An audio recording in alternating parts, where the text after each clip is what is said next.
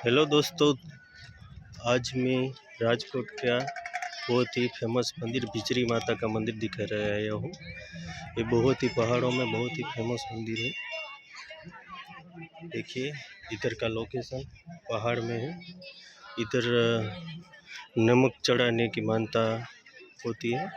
ये राजकोट का लालपरी तालाब है।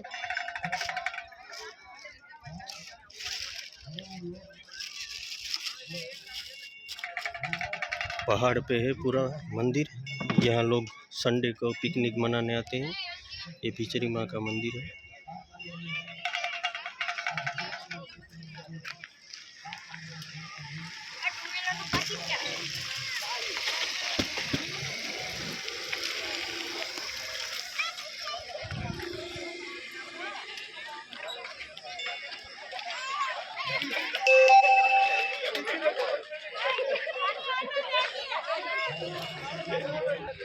कौन